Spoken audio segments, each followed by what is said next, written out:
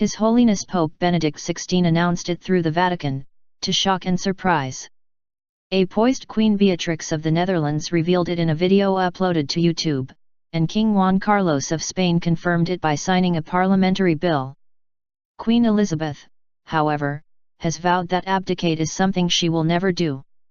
Abdication is, after all, a dirty word in the corridors of royal palaces, especially after the earthquake caused when her uncle Edward VIII quit the throne in 1936 to marry the twice-divorced Wallis Simpson.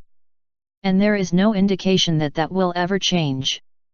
Yet with the Queen now into her 92nd year, and with the hard-working Duke of Edinburgh choosing to retire last month at the age of 96, plans are afoot which, if implemented, would see Charles appointed king in all but name.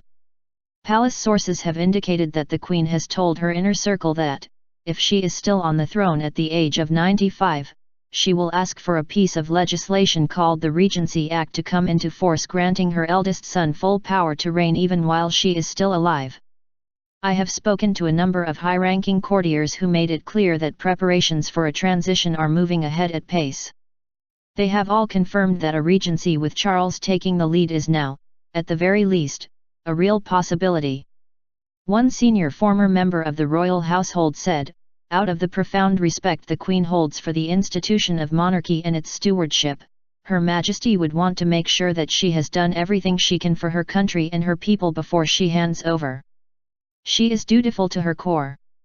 Her Majesty is mindful of her age and wants to make sure when the time comes, the transition of the crown is seamless. I understand the Queen has given the matter considerable thought and believes that, if she is still alive at 95, she will seriously consider passing the reign to Charles. Clarence House. The household of Prince Charles is making no comment about Plan Regency, as it has been called. However, it is understood to be a matter of increasingly open discussion at court. But palace staff responsible for communications have been ordered to be up to speed on the 1937 Regency Act, which grants power to the heir apparent in the event of the incapacity of the sovereign through illness, and for the performance of certain of the royal functions in the name and on behalf of the sovereign in certain other events. The development is all the more significant as it comes against the backdrop of momentous shifts at court, a series of senior staff changes and departures at Buckingham Palace and Kensington Palace, home to the young royals. Of course, the transition to a world in which significantly more royal duties are undertaken by the younger generations is already well underway.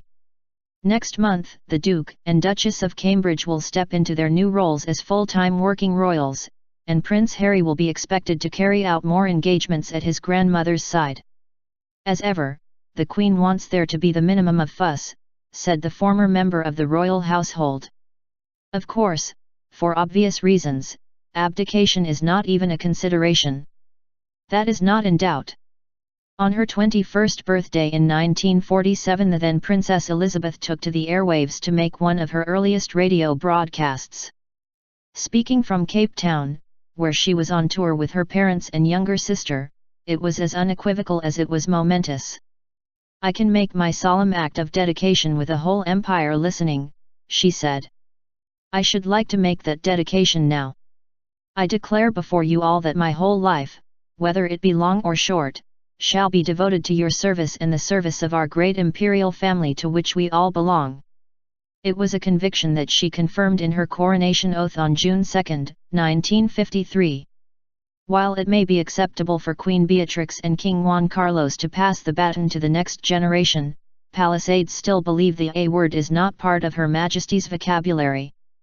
There is no escaping the passage of time, however, or the fact that the Queen, at 91, is the oldest and longest-serving monarch in the history of these islands, one who is now without the company of Prince Philip, her consort, on the hundreds of engagements she carries out each year.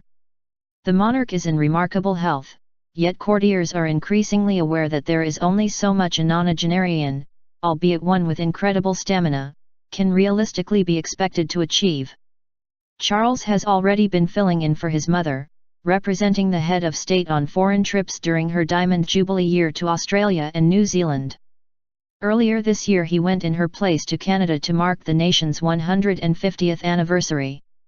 On a tour of the Persian Gulf, he represented the crown and was treated like a king with other royals bowing to him. More will no doubt come as the Queen gradually scales back her demanding list of duties. A regency, however, would ensure a more formal handover. Clarence House and Buckingham Palace officials have played down this speculation, as one would expect. But as one insider told me, we are in uncharted territory right now, a monarchy in transition with a clear shift in power.